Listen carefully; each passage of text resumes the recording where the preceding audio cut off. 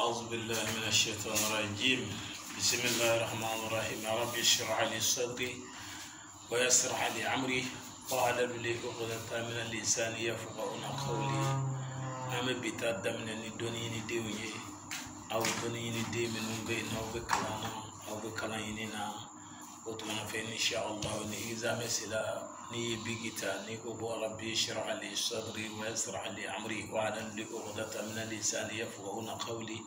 ni ni foshi ya wulu la mafuna iga biginuna ni yake ga feme sebe agacha ala ni krafe ala bube sababa ma doni ni dimu ala kandene awdeme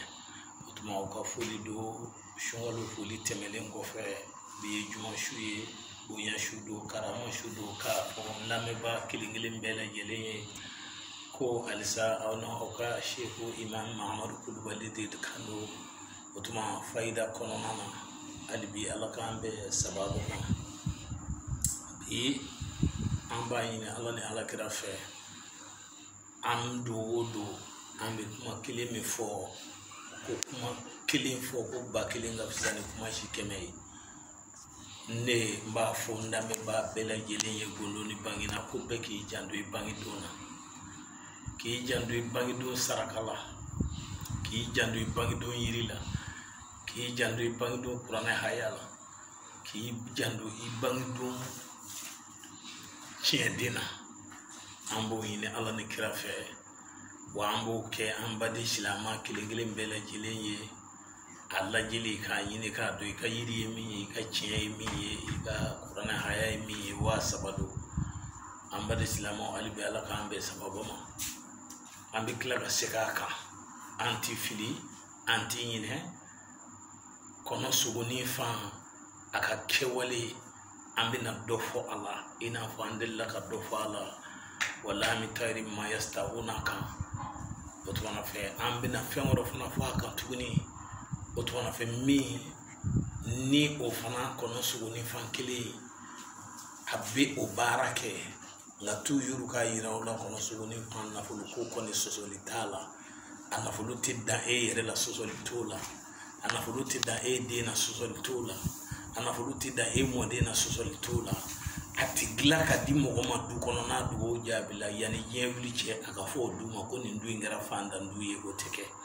otwani dote kuma be ba soro dore mina mingere sege ka boni korolin dai wallahi bari mami e kono suguni fambara dingo dimbori la ala bu bela jelenke banai o jelendo o deum fana be demi mulo fana be banai o jelendo o fana be mi mulo be te banai o jelendo fokata se shigiro ma wolo fla shigiro ma shigiro ma kono ndo ma o jelendo parce que wallahi min toyri mi ma yastawna otwana fe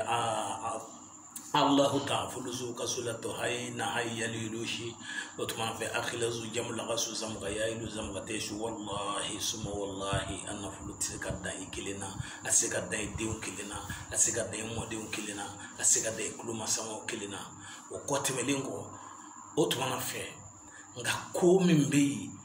وتما في كونسو وني فان فرلا نفلكو فانا تريالا شو جالا nyetu na eleche papier sorola nyetu na eleche otuma fer daraja la nyetu na eleche abifo mako shamu shalalu lahu mahmud shaharun ya shamu shalalu lahu mahmud shaharu ya shamu shalalu lahu mahmud shaharun ambade islamu ni kulu jaindo magaw ni kulu jainta abitabe haya hagemi ma kaharu min ba kono malu min ba kono otuma fe ismu hakemi bita soro shamu sallallahu Muhammadu shaharu ismu hakemi bita soro kono ilmu zahiri ni ilmu batinu do magawla obo wallahi shamu sallallahu la Muhammadu shaharu gele haka kika sisa zai ba ci duma kulula sisa mafu yana jeje sabe ka wudi sisa mafu yana karamo ke ne kono sugoni fa ambaka iba wudi mi drome mu kanti kuna ibi boya mafu yana wallahi erik fila utasuru ka fa Allah ma wardo no ya ma uteke fiyo shamu salabu la Muhammadu shaharu ambadi silamu apapi ko yakun fa yakuni ambadi silamu nga comme mi ale dépenser no ya parce que ale faray o ngana fulu bana no otu na fa odun tese kasoro cogo si kan o tuma kɔnɔ sogo ni fan tɛ sɔrɔ ni 70,000 180,000 o nka nina o tuma fɛ a bɛ kɛ n'a fara de o tuma n'i y'a kɛ n'a fara ye Ala ni Alakira sɔnna ma o tuma fɛ i bɛ nafolo sɔrɔ o tuma fɛ a bɛ gɛrɛsɛgɛ teliya nka sugu goyala o t'a la i bɛ fɛn min feere hali ni bɔgɔmugu don a bɛ san fɛn o fɛn b'i kunna n'a bɛ feere ni a bɛ ni mɔgɔ o mɔgɔ cɛ ne ta ma san o tigila mɔgɔ ta tɛ sa k'e ta to i billahi o tɛ kɛ fiyewu ni nka o b'a sɔrɔ a nasi de sɛbɛnna nka a nasi bɛ sɛbɛn ni mun ye kɔnɔ sogo ni fan ye mugu yɛrɛ de bɛ kɛ ka daba la k'o de kɛ k'a sɛbɛn o tuma fɛ ka sɔrɔ k'a fɛngɛ kɛ an k'a fɔ k'a nɔgɔya kun ye mun ye barisike ale baara finna jɛ bɛɛ lajɛlen faralen ɲɔgɔn kan a n'a ci sara ka taa d'a tigi ma a sigiyɔrɔ la o bɛ bɛn 40,000 ma o tuma fɛ o de kosɔn an ko ale o ka nɔgɔ suguja siratigɛ fɛ a ka nɔgɔ daraja siratigɛ fɛ nka ni maa min fana ni mago bɛ daraja fana na kɔnɔ sogo ni fan na i bɛ kɔnɔ sogo ni fan susu k'a mugu bɔ n'i y'a susu k'a mugu bɔ kuma na mina o tuma fɛ i bɛ si tulu ɲini o tuma ka ten tulu ɲini o tuma ka zɛngɛnɛ tulu ɲini o tuma fɛ i b'olu fara ɲɔgɔn kan o tuma u b'a fɔ fɛn dɔ fana ma ko abata sauda o tuma fɛ i b'o fana susu k'o fana mugu bɔ k'olu fara ɲɔgɔn kan o tuma i b'a fɔ ko tu bisimilayi o b'a sɔrɔ i ye tulu in don daga la n'a yelela i bɛ nin fɛn ninnu bɛɛ k'a la o tuma n'i y'o bɛɛ k'a la kuma min i bɛ to k'a lama kuma i b'a fɔ tu bisimilayi siɲɛ 3 kuli ye ndɔngunu kuku kuli ye ndɔngunu ndɔnye jwaju kunu jwaju ye kanuba kunu len kula jwaju kono kanuba kunu len tula jwaju kono ala ka ne kanu to adamadenw dusukun kɔnɔ o kana se ka bɔ ne ko ala ne ko akira ala ka ne kanu to cɛw dusukun na a kana se ka bɔ ala ka ne kanu to musow dusukun na a kana se ka bɔ o tuma i bɛ tulu in dilan nin cogo in na k'a ban pewu n'i tilala la dugu jɛ o jɛ i k'a mɔ karamɔgɔ kɛ n'i y'a mɔni daminɛ tile 7 bɛ taa ka taa se tile 8 ma mɔgɔw bɛ to k'i ɲininka ko karisa i donna produit mɔn na billahi nka maa min ne mago b'a la sa ne tɛ se k'a sɔrɔ k'a dilan ne ko k'an k'a dilan k'a ci ma furuko siratigɛ fɛ an k'a dilan k'a ci ma i ye dɔnkilidalan de ye an k'a dilan k'a ci ma i ye artiste de ye an k'a dilan k'a ci ma i bɛ place dɔ de la juguya b'i kan an k'a dilan k'a ci ma i bɛ service dɔ de la i degulen don o tuma 50,000 n'i y'o sɔrɔ k'o ci o kuma na fɛ kuli ye ndɔngunu kuku kuli ye ndɔngunu ndɔn ye jwaju ye kanuba kunu o tuma na fɛ an b'a dilan k'a d'i ma n'i y'a mu karamɔgɔkɛ billahi karamɔgɔkɛ o kanu kula o kɔnɔ cogo min na i kanu bɛ ku diɲɛ cɛ a muso denmisɛn maakɔrɔba farafin farajɛ yahudiya nazara kafiri silama hali saga hali wudu wallahi n'i y'a mu a bɛ k'i fɛ o tuma na fɛ dɔnni ye fitinin de ye an bɛ silamɛw ka tila k'aw hakili lajigin an ka santiri la an ma ɲinɛ a kɔ wa an tɛna ɲinɛ a kɔ ka tila k'aw hakili lajigin nin waati in na an tɛ sugun fɔ k'a caya k'a ta ko kɛ an bɛ sunkalo kɔnɔna na nka o t'a bali k'a fɔ ko ni sugun fɛn o fɛn bɛ fɛn o fɛn kan n'i y'a fɔ an ye an b'a jaabi fɔ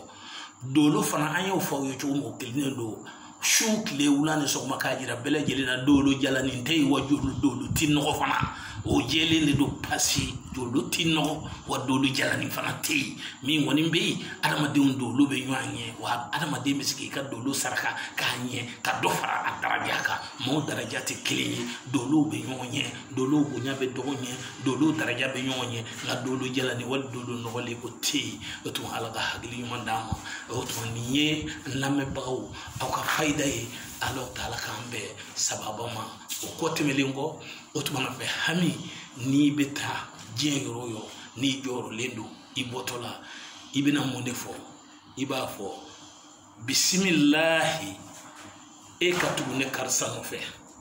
arahamani e ni ne ka jɛ ka taa ɲɔgɔn fɛ